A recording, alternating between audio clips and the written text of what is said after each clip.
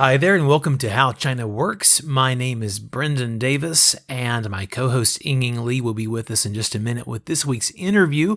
Pardon my raspy voice. Part of why I was sadly not able to join Ying for this interview with MENGFEI Li, who I also know from Beijing and was excited to talk with, is that because of my work with producing and developing things, of course, film productions are pretty much shut down most places, but there's a lot of development work, and that means a lot of talking. So I am pretty hoarse, as you can tell. I'm not sick, but I really especially wish that I could have been on this conversation.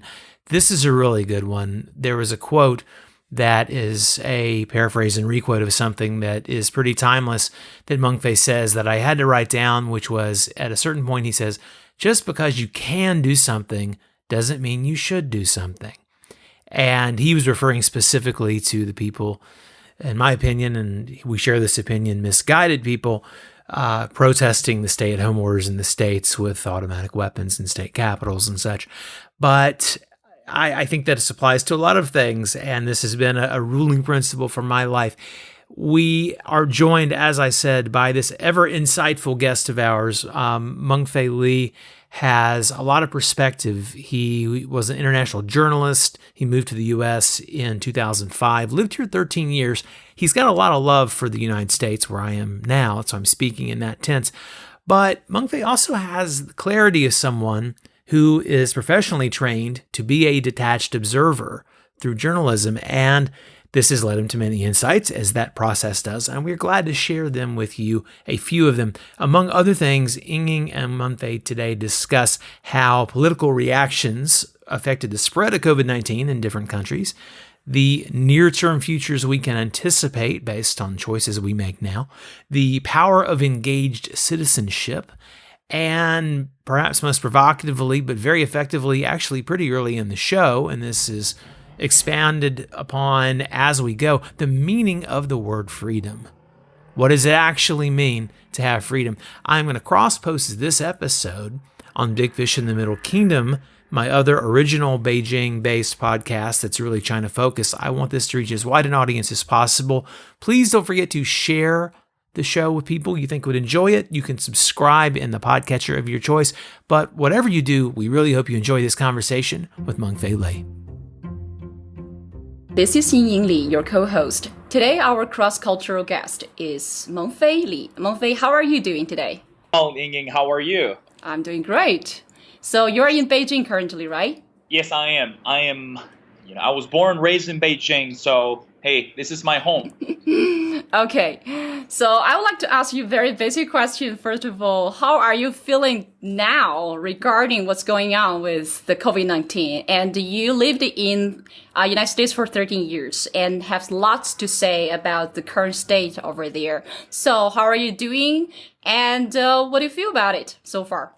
Well, Ying, that's a really good question. I would say the entire globe is undergoing this unexpected virus outbreak, and as someone who used to live in America and moved back to China, and during this critical moment, I would say, on one hand, it's such a shame, and also it's a pity that we're going through this tragic stage. But meanwhile, personally, I have to say I'm being grateful for this time. I'm able to really take a step back from this chaotic and business on the daily basis, but meanwhile able to spend some quality time with my families, and also most importantly is really get a chance to sit down to reflect a bunch of ongoing matters across the continent or across the globe. So overall, I'm pretty cheerful and upbeat, and yeah, it's a good time to take a break. But meanwhile, absolutely, it's a good opportunity to reflect on so many things. Yeah, that's why we brought you here. And we know that you have lots of thoughts on the current state, and you have a great concern for the humanity and for this news industry and for many, many important and interesting things around the world right now. So what is the current political trend in the United States today in your eyes? Well, number one, I believe, as you know, Donald Trump is still the president. And this year has become a very critical moment for this nation because in a few months, the US is going to face another major election. Now, with that said, the most important question on everyone's mind is, will Donald Trump continue to be the president for the next 4 years? And on the left, we have Joe Biden. Joe Biden right now has officially become the nominee for the Democratic Party. And people are wondering, where is that in China? Because we know since Donald Trump started this campaign 4 years ago or 5 years ago that China, this name has been popping back and forth in and out of the trade war. Now, if President Trump will be replaced by Joe Biden, does that mean the relationship between US and China is going to change? And that's number one. The number two things, as you know, Ying, that you travel extensively, is today's world is not just about China. It's not just about the United States of America. It's about the entire world. And from all the knowledge, information that I'm looking at right now, I believe there are two characteristics that are so important in terms of understanding today's America's political movement. And number one is the quality of the leader. And number two is the virtues of the citizens. And I believe now is the time that we need to really take a deeper look to use those two characteristics to take a closer examination about, to wonder or to even ask the question, not where China is going, not where America is going. It's let's ask the question is where the world is heading next after this pandemic, after this COVID-19. Probably those are the trillion-dollar questions over here. And I like how you frame that into two biggest characteristics. It's like pointing some directions for us to think at this point. So under, of course, this word, the leadership, we have seen tremendous discussion, right, on what make a leader, right, at this point. So let's talk about a little bit on how China, how America today, that is defining the meaning of this word, freedom. We see it a lot happening, in news network, talking about how leaders to be able to provide this freedom in the United States in order to contain the virus. And that's something that I'm very interested in looking at this point. We see that people right now under the leadership of Trump, there's a lot of discussion on what it is freedom. So what's your opinion on that? Well, Ying, that's a really good question. Now, before we talk about or before we can define the meaning of freedom, one thing we need to understand is we need to talk about the Constitution of the United States of America. Recently, I finished reading a book. The book is called How to Read the Constitution and Why.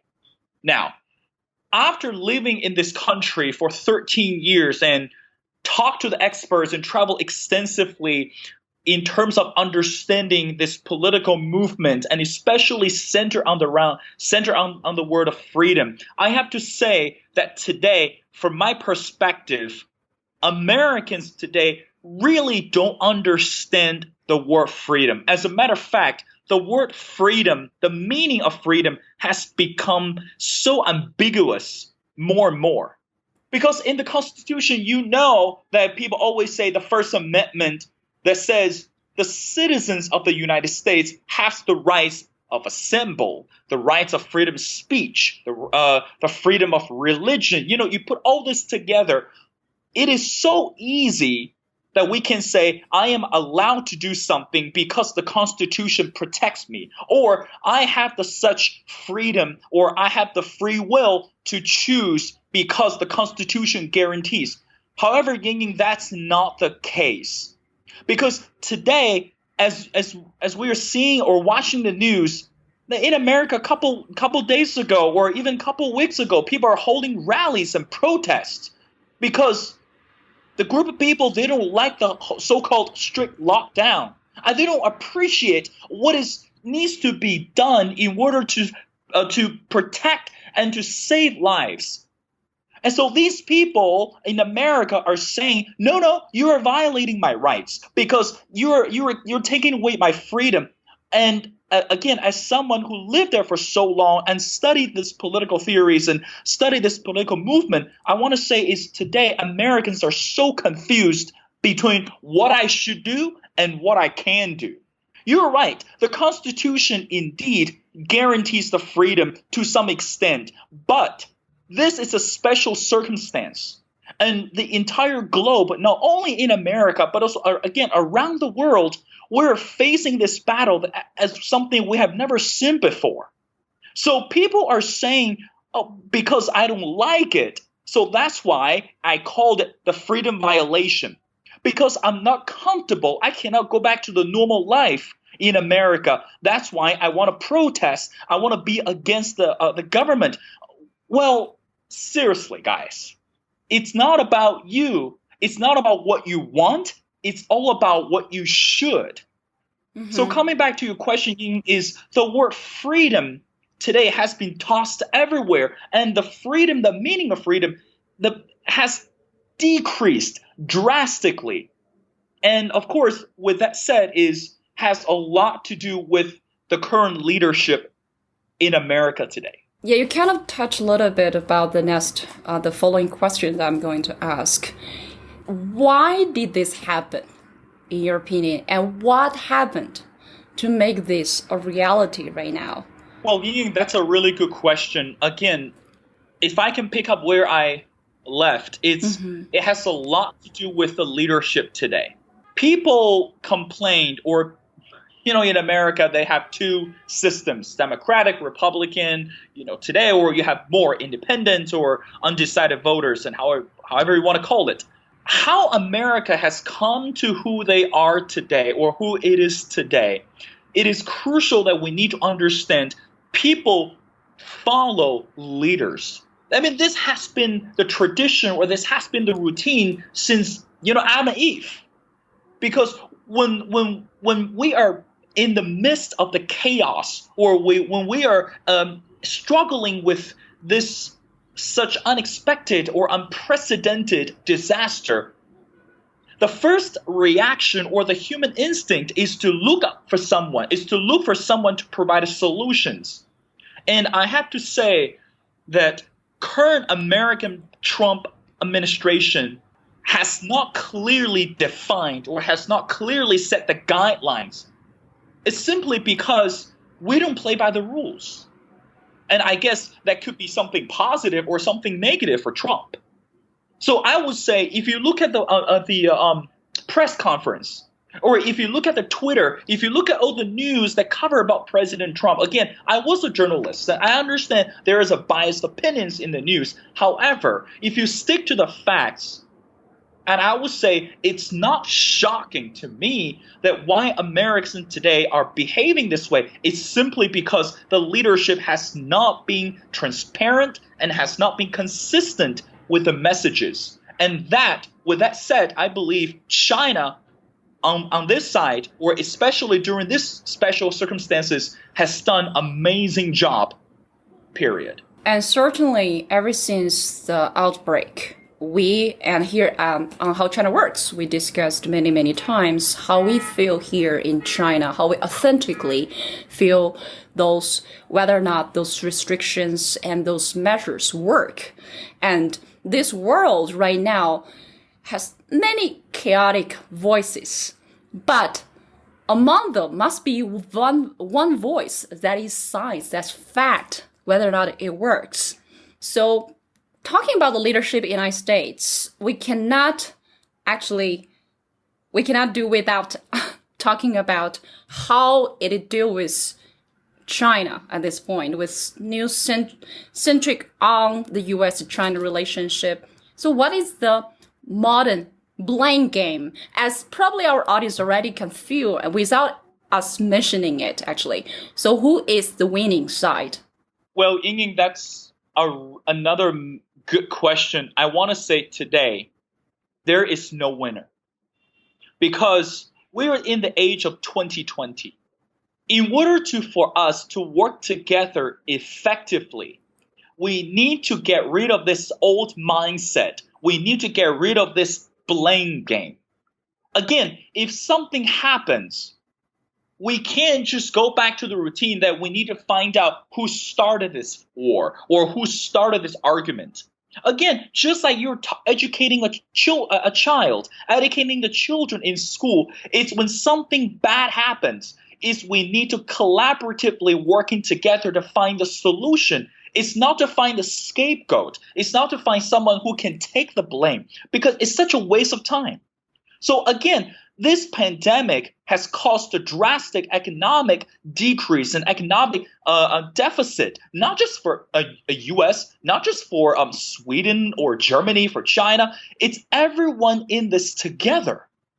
So I would say today, under this special circumstances in 2020, we can no longer just say who is the winner, who is the loser.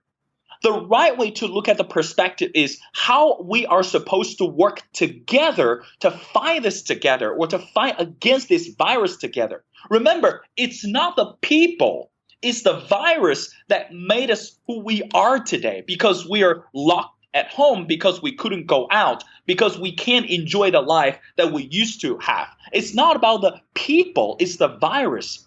So again, I would say no one is winning in this. Only because we can work together, we are going to win this battle together. So MENGFEI, I'm sure people who started the blaming game, have been hearing this on the news, on media, everywhere, online, offline. So if you have chances in facing them, right, the people who either politician or media or anyone, anyone who have influence and power to start and continue the blame game, what would you say as the sharpened words to them in order to change that? That's it's a more good like question. awakening call, something like that, right? Yeah, I know it's not, it's not easy just talk to the politicians, But I believe if I had the privilege or if I had the opportunity to just sit down with the governmental officials, regardless where they're from, and of course that with the leaders and across the world, I would say, number one, stop all the blame, stop all the games, okay? And again, a couple of days ago, I was watching an interview about from Bill Gates. Bill Gates, we know that he is such an expert on this, the movement, or what they call this initiatives to fight against this pandemic, And the second thing is he's well known as a founder of Microsoft, and also he's a philanthropist. I like really what he said. He said is we need to work together. Again, we need to take a closer look to understand how we are supposed to help each other, because the world is really not depending on one country. It's depending all of us. Remember, in English, there's a word called focus. And I always tell my friends, you can't spell the word focus without us. So that's how I would say it's a collaborative work. It's a cooperation. That's number one. And number two is put down the policy. Let's put humanity. Okay? Because policy regulations, that these are the things and the rules, are boundaries. Of course, we need to keep them in mind. But again, let's take a step back. Be tender-hearted and be humane. Humanity first. Because when you put policy regulations, and we tend to think as, we have to have this winnings, we have to have this winner, or we have to correct who's right, who's wrong. But in this moment, it doesn't matter. And number three is be the voice, of global, not just local. And we're all suffering, and we're still undergoing this transaction, I would say. But it is so important that we need to think globally. and not just think locally. Open your eyes. Like Ying, you're doing this cross-cultural communication for decades. And I believe it is so important that we say, how can we make the message more transparent or straightforward so the world can understand each other, so the world can see how we are working together, and so we don't be the scapegoat, or we don't be the so-called losers at the end of the game. There's no losers anymore. And I mean, every single country needs to help each other. So that's why I would say it again, is China, we have demonstrated clearly that, how friendly we are and how positive we should be. And also in the midst of the storm, in the midst of the chaos, we're not only helping ourselves and uplifting our own citizens, but also we're helping the people around the world. Spain, France, Canada, Germany. I mean, look at how tremendous impact that China is creating today. And MENGFEI, so speaking of China, you must have heard that, of course, we have witnessed China either by started early with the restrictions to contain the virus. Like yesterday, Beijing just officially declared that it downgrade the level of protection over here, which means people come to Beijing will not have to stay in quarantine for 14 days. Which is a big, big win, big thing for people who live in Beijing and want to come to Beijing for business, work, life, everything. So at the same day, the numbers of virus infected in the United States passed 1 million. So we are not here to compare who is right, who is wrong, who did poorly and who did well. But here is the thing. At the end of the game, we have to understand saving lives. Whatever measures should be taken, saving lives. But at the same time, you just mentioned that, of course, looking at what China has done, media has been pointing out different directions in understanding this. What would you say to these comments or opinion that China is not helping others, but it's for its own sake? For, they say, mass diplomacy, whatever, right? Whatever China has done has to be criticized. And there's always seems to be a reason, to judge and criticize China in this particular matter about saving lives. So what would you say to them? Well, Ying, of course, I'm very familiar with the news that you mentioned. And as soon as I received the news alert, I was very happy.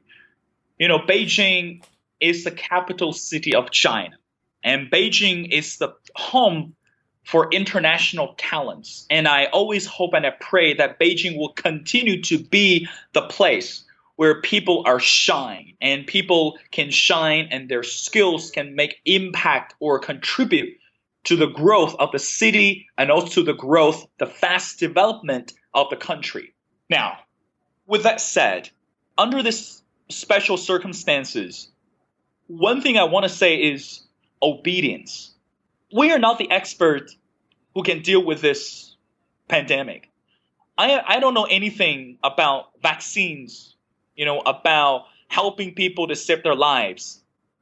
But as a civil citizen, again, I talk about before in the virtue of the citizens is learn how to help when the country is suffering, or learn how to behave when the world needs our help. And I would say to be obedient. And this is so important, Ying. Of course, right now that the saying, haters are always going to hate. It doesn't matter what you do.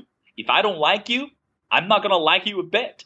I mean, you can try to bribe me or give me a hongbao for 10,000 RMB. If I don't like you, I'll take the money and I'll still say something back behind your back. So I would say right now for China, it's not to worry about how other countries or other people are still pinpointing or even use China as a political weapon to win an election, or even use China, this topic, as a strategy to get more voters. I mean, put put everything away. I would say for the country, just keep doing what we should do, because it's all about saving lives. In America, a couple of years ago, there was a movement called Black Lives Matter. Okay, it was a trending hashtag on Twitter, and I will say right now, if China we can start a hashtag, it's all lives matter. Okay, because when we come to life and death, there's no nationality differences, and no one cares about what language you speak, because you only get a chance to live once. So I will say right now, it's all about how could we be so obedient. So again, we are saving lives and demonstrating this is what we should do. I know American politics today is standing at a crossroads. And of course that being someone who constantly monitoring and watching this, I have to say today's American politics are so polarized and influenced by the media. You watch the left, and the people always criticize Trump. You watch the right, and people love Trump, love to worship them. But again, at this moment, there's no politics. It's all about lives. It's all about who's doing right, so we begin to copy, so we can imitate, because that is a good example to work to move forward. So of course, China, this is a country of 1.4 billion people, and I would say Beijing as the capital of China can just got this news alert that we move, or officially that eased up the tension from level 1 to level 2, and there's no more quarantine. Yingling, that's a collective effort, and from the cross-cultural perspective or communication to say is, I'm very proud of being the Chinese person. I'm not saying, I'm not saying that rest of the world should do exactly what China is doing right now, because the population, the circumstances, the culture are all different. But again, the bottom line is China is doing something right, and let's take a look at it. Again, if the country, say in America or Germany, you can't copy China for 100%, maybe 30% or maybe 20%, because again, remember a couple months ago, we couldn't even go out. And remember, I used to joke with my friends. I say, because the quarantine or because the coronavirus, enemies became friends and friends became enemies. And it's just the way it is. But look how far we have come today. So I would say, again, let the haters hate. For China, move forward. Why? Because people need to go back to the normal life. And as long as we can live, we can sacrifice, and we're willing to do whatever we can to preserve the livelihood. Hey, MENGFEI, we just actually discussed a little bit about the role of media when it comes to the blame game, right? When it comes to saying whether or not China is doing right or wrong, whether or not Trump is affecting, the freedom, everything. So it has to be demonstrated through media. So what role does media today play during this pandemic thing, especially regarding the U.S. and China relationships? What's your opinion on that? Well, Ying, as someone who's used to be in the news field and dealt a lot of work involved with media, I would say today's media has not been honest and fair, not just to China, but to a lot more countries. Remember the day I joined my graduate school, and I asked myself, I said, in the future, if I could be anyone on TV who's a famous journalist or a news anchor, who that person would be, I remember the answer I picked was someone like Anderson Cooper, someone like Matt Lauer. However, today, I have to say, this pandemic has really challenged media to become more transparent and more honest, because from my perspective, they have not. If you turn on the news, there is so much information that are not being reported today. And it's all about picking or choosing the winners and the losers. So so much, many facts are being ignored at this moment. So I would say, from my perspective, to look at the news media today, especially about the news outlets in America, they need to be careful. And also, they really need to dig deeper. Ask the question is, what characteristics or qualities to be a successful or to be even a fair journalist today? Mm-hmm. Because they're not actually reporting news. Instead, the news media today in America are attacking each other all because the word politics. And I am sick and tired of this. And I would say that's a word for media, for journalists, right? I would like to say, if you have one suggestion for them besides, asking them to stop being politically victimized, even actually themselves, what would be a very feasible solution or feasible step they could take to reduce the influence with that? Well, first, I mean, a lot of news reporters today, they need to go back to school. Seriously.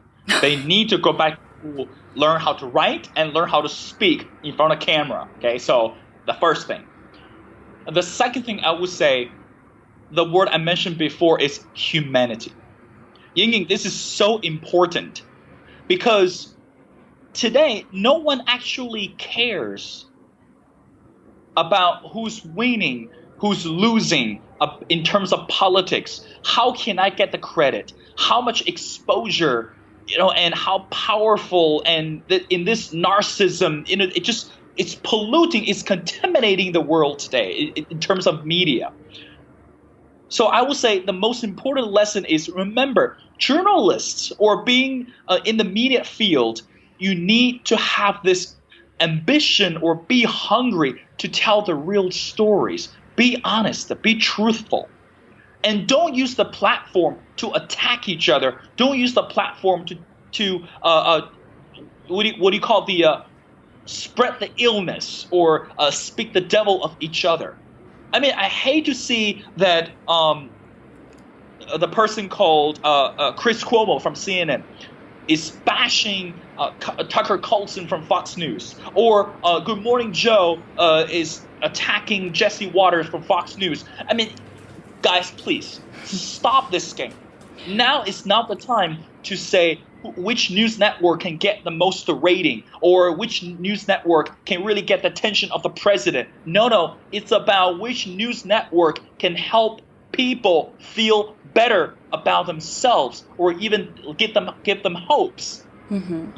The former U.S. President Woodrow Wilson once he said, "It's not the future we're afraid.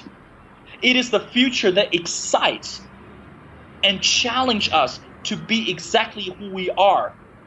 See, that's how I would say, give the normal back voices to the people. Let them understand, when I turn on the news, I can receive the good news, or I can watch the facts so I know what's ahead of me. Not about who's winning, not about politics anymore, and not about who's picking the holes from each other. That is just not right. Excellent points. There's one more I could add. If I have a chance to talk to those anchors of media's arguing, just by looking at the television and videos, we feel that they really need a break. They really need to be taken into the mountains and the big lines, even the desert, to feel the nature, to be in awe of nature, to feel this huge universe, and feel the innocent yes. nature of people. Go to villages in West China, or go into the mountains, the forest, to connect with minorities, The people who Yes. does not know what is a blame game. The people does not know how to set traps for other people. So I feel like it's a fabulous moment under the COVID-19. In this 2020, we should actually try something, even physically, to set them free and separate the people who pointing fingers to each other. Yes, Ying. And the last thing I want to say is I used to watch Fox News and when I was sober. So right now, after watching Fox News, I always say I wasn't an alcoholic, but after watching Fox News, I might need to go to rehab. So take my advice. Yeah, that's right. Shut the TV, shut the computer, go out and realize, okay, there's a very cute, lovely animal. It's called swan or duck, something like that, okay? Yeah. So I say we need to stop polluting and feeding our minds with those junks and feed ourselves with positivity. And again, the world is so big, and it's so big that it's beyond what the politics and what the this whole battle and this whole war, this whole media bashing. Yeah, I just can't do that anymore. So I would say to summarize is 2 points. Number one, majority of the TV anchors and journalists they need to go back to school. I don't know if you need to borrow your money from the third uncle or fourth nephew or you want to take a student loan. But the second thing is maybe take a break from your work and go travel. Okay, because when you travel, you really can get a sense of perspective on humanity. Humanity first. That is so important. And respect Mother Nature. Absolutely. Yes. So 2 more questions. I will let you go. Sure. What books should we read at this point in terms of gaining a better understanding of the global affairs and, of course, ourselves? Well, at this moment, Ying, I would say there are so many books I can think of right now, but there are 2 books I strongly recommended all the listeners and people across the globe to check out. Number one, there's a book that I started to read. It's an amazing book. It's called American Dirt. And in this book, it talks about really the true stories of American people, and not only the family that has close relationship domestically, but also the family, how they live and experience the transition with the people from the outside world. So again, I'm not done with the book, but one thing I do want to mention is if you really get into the characters and you really enjoy reading, this is the book that you can't put it down because it really changed your perspective about humanity. It changed your perspective about human relations. And the second book I recommend, and I'm reading right now, it's the book on Adolf Hitler. Now, don't get me wrong, I'm not a fan of Hitler, or I'm not promoting this book or promoting this icon. I'm reading this book because it helped me to examine the inner characteristics of human being when we are at the bottom of our lives, and how this person used the inner strength and also opportunities that he had from no one, from this underdog, became this person that the entire world was afraid at one point in this history. So yeah, those 2 books I really recommend people to check it out. It's really about humanity and also it's about leadership. And yeah. Great recommendations, and already marked it down. So MENGFEI, we cannot thank you enough for sharing your valuable insights with us today. And if there's any way for our audience in future to contact you in the future, so what would be the best way to contact you? Well, Ying, first of all, I'm a fan of yours, so your show. So of course, number one is they can always connect with me by listening to How China Works, like this episode, and they were able to communicate with me, communicate with us. And the second thing is they're welcome to connect with me on WeChat. And it's very simple, is joy, peace, 11113. So I embrace friends not only from China but also across the globe. And last but not least, I would say just keep listening to How China Works, and you never know. Maybe I'll be back with the second episode, or it becomes a part of the series. Yeah, so that's we'll it. definitely have you on that. Thank you so much, MENGFEI. It's my honor and privilege to be on your show. Thank you. Okay, I hope you enjoyed that as much as I enjoyed listening to it. And again, if you would like to find out more about MENGFEI Li, you can check the show notes to connect with him. And I like his advice. Twice he said, please keep listening to How China Works. We will indeed have him back on as a guest. We're really pleased to keep bringing you these shows. And as things are getting back to normal in China, I believe that Yinging will be able to secure even more and more interviews for us, and I will join in whenever I can. On behalf of the amazing Yinging Li, I'm Brendan Davis. Thank you very much for listening to How China Works. We hope you are staying safe and healthy and sane, and we will see you next week.